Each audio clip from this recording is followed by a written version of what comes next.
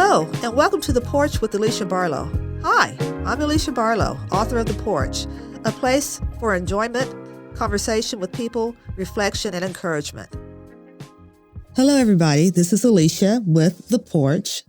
I am here today with Dr. Henry Townsend and Mrs. Townsend, authors of A 2020 Vision and a Christian Marriage. I met them, it's been a little while ago that I've met them, and we've been sitting here talking and come to find out I know some of their relatives. I went to school with Dr. Townsend's, nephew. But they have a book, and it's about, just marriage and life, maybe. Marriage and life over 50-something years of marriage. 50, how long? 52. 52 years of marriage. Whew. My. Well, how did you all meet? 52 years ago. Well, it might have been more than 52 years ago. Yes, since you've been married 52 years. We met on a college campus. We were both students at West Virginia State, now University, in Institute, West Virginia. He was a super senior, and I was a freshman. So, during the first week of school, everybody's meeting and greeting each other. And so I met him. And actually, he had known my brother over the summer through an Upward Bound program. And my brother told me about him, but I didn't expect him to be there when I got there as a freshman. But he was there. So it was all God-led. Yeah. So how long did y'all date before you got married? Let me see. That's a good question. A good year, but the Vietnam conflict intervened and I had to leave her. Okay. And I left her there on campus for 4 years in the Air Force. Oh, okay. All right then. All right. And Dr. Townsend, what is your doctorate in? What do you? Administration of Higher Education, Adult and Higher Education, Doctor of Philosophy degree. Okay. Wow. And was that achieved at Virginia State? At the University of Oklahoma. All right. Years later. Okay. Years later. All right. All right then. Great. Well, how did y'all come up, about this book? I know 52 years of experience. You've got lots of, things to talk about, I'm sure. And in the name 2020 Vision, how did that come about? Well, actually, this was during the period of COVID. Okay. And we originally were asked at our church to put together a marriage ministry, not a ministry, but a enrichment hour marriage course in the mornings for Sunday school. And so we did that. And throughout the years, we put different titles together, and we discussed objectives and things by which marriage couples go through. And before we knew it, we had a pile of very interesting things on marriage. And when COVID hit, we were locked in together at the home and couldn't go anywhere.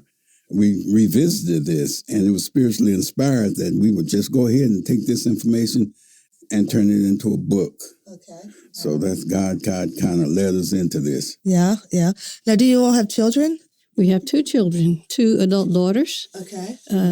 They live in Texas. Okay. All right then. But you all have always lived here in Oklahoma, or? Yes. Actually, this is his home. Okay. I was the one from West Virginia. Okay. But he went to school in West Virginia. And brought you here. Yeah. Okay. All right. Yes, then. you can consider me a homegrown Okie. Okay. That's fine. So what are some things that you talk about in your book? What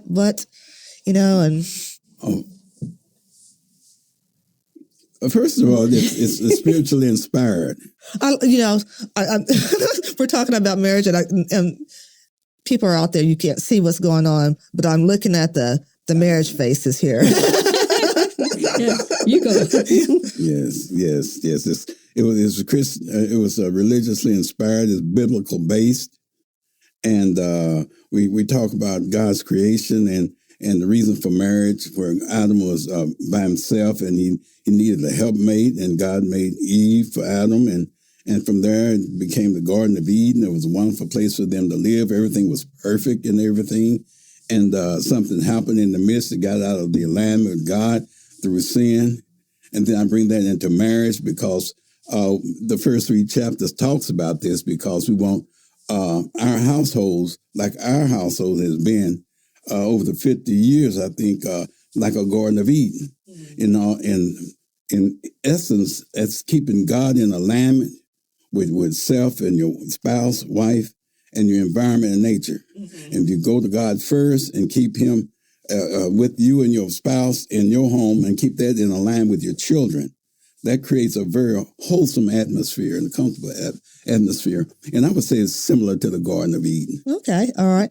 And so, you know, when you were writing your book, I'm sure that you kind of pulled from your own experience. Of course, you pulled from biblical studies and biblical scriptures and everything, but some of your own experiences too. You know, I'm guessing, I'm asking, you know, as you wrote this book, and even before, you said that you were asked by your pastor to write on some things. Has anyone that's thinking about marriage, have ever contacted you for consultation? And what are some advice that you give young people that are going into marriage? I always like to know, what is some advice? Marriage is hard.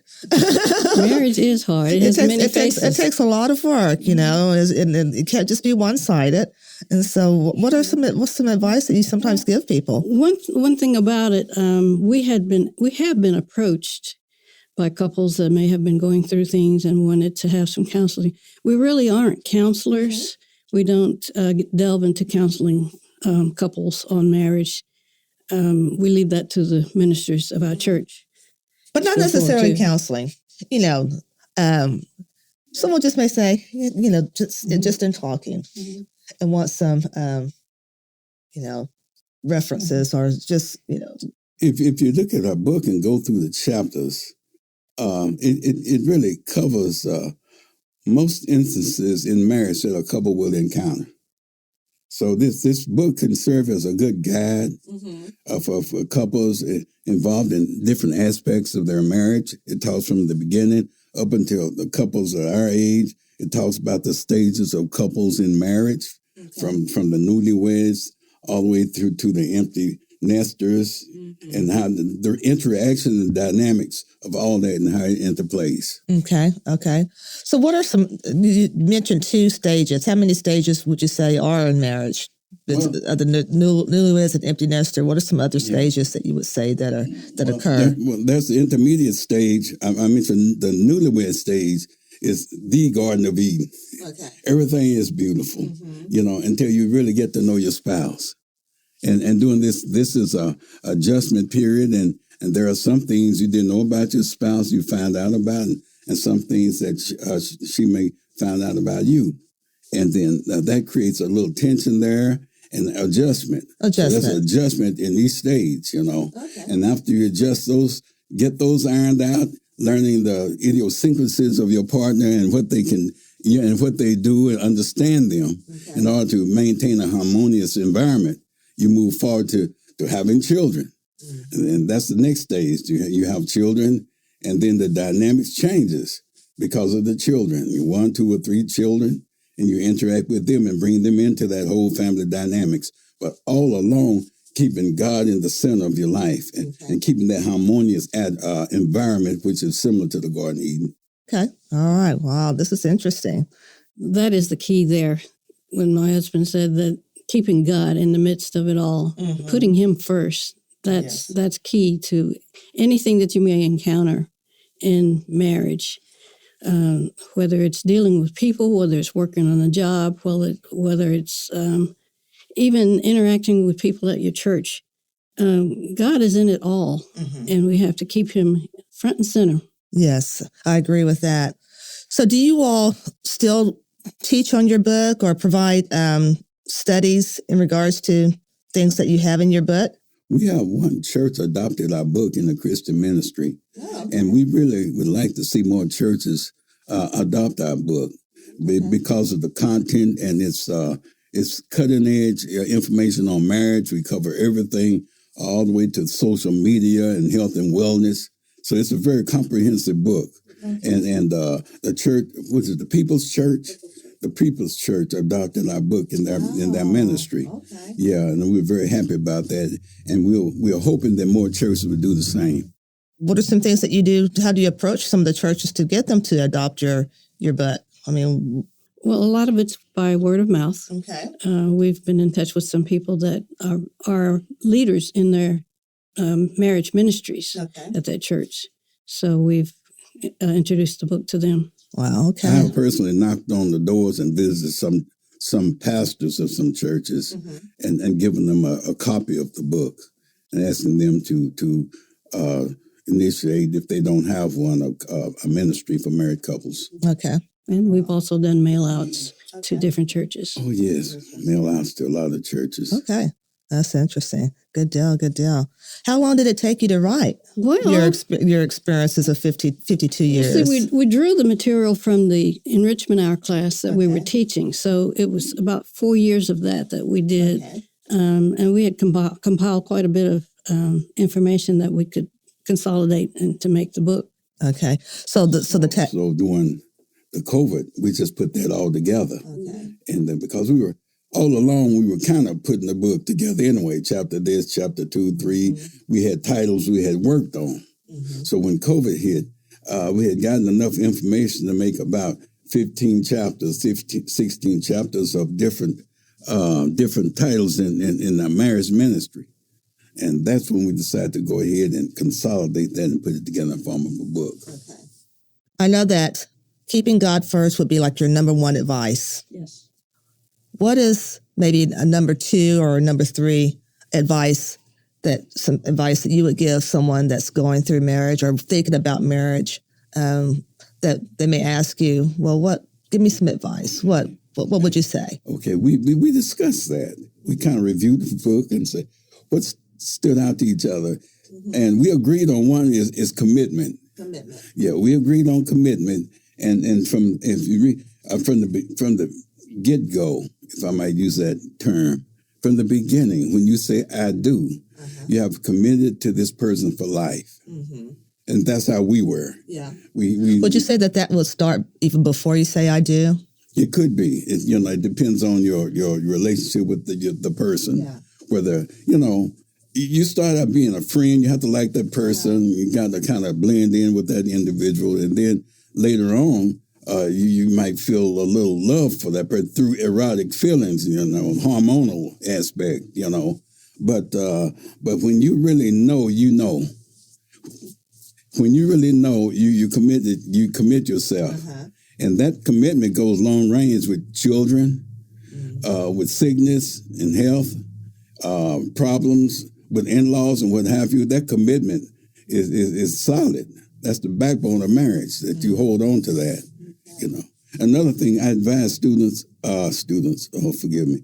I advise newlyweds and people contemplating marriage is to get together with their spouse and create a plan. There's short range objectives, short range goals, and there are long range goals. And these goals can be achieved through prayer and working together and being in agreement. You have to be in agreement with everything to move forward. One thing I might add is trust. Okay. Trust in each other, trust in God. They can't make that commitment without having that background or undergirdment of faith in God, that He will see them through all the times that they will have. They don't know what's ahead of them. It's a whole new ball game.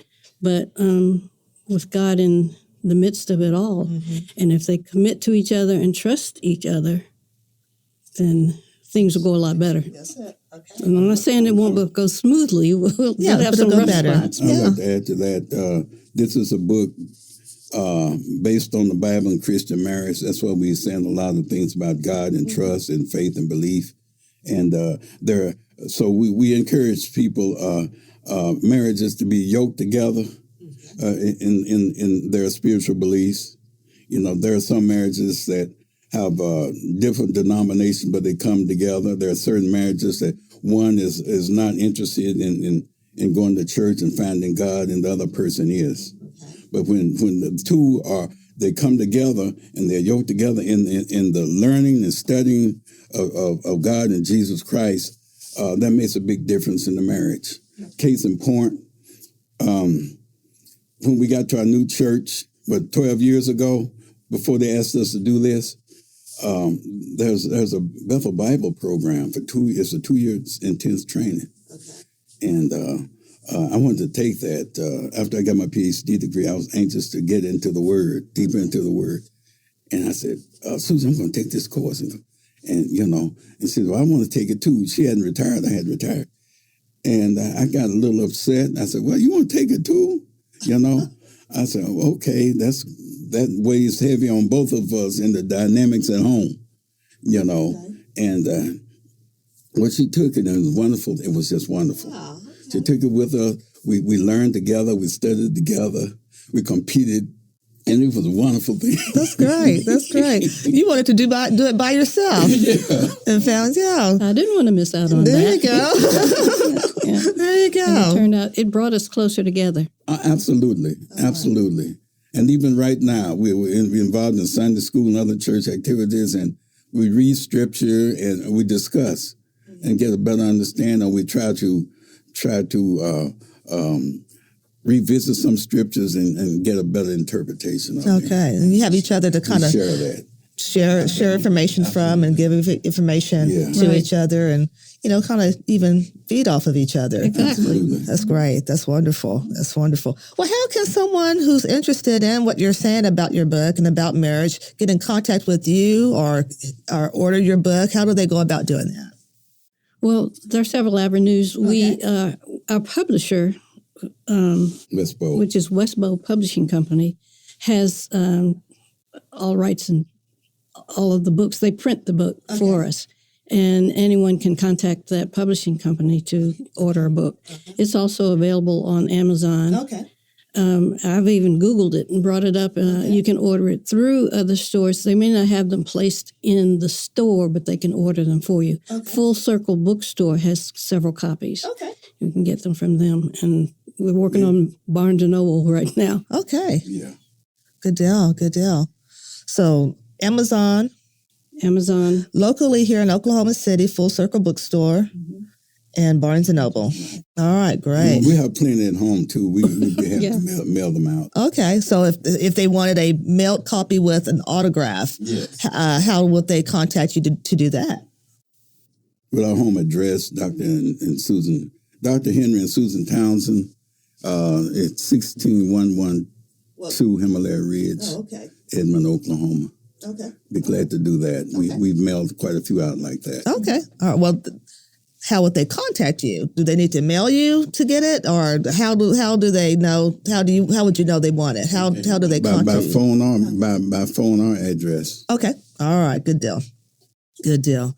Well, Dr. Townsend and Ms. Townsend, thank you so much for coming and talking with me, and sharing your book about Christian values and Christian marriage and, a little bit about yourself as well. I appreciate it. I'm always interested in listening to people who are able to sustain, in a marriage for such a long period of time.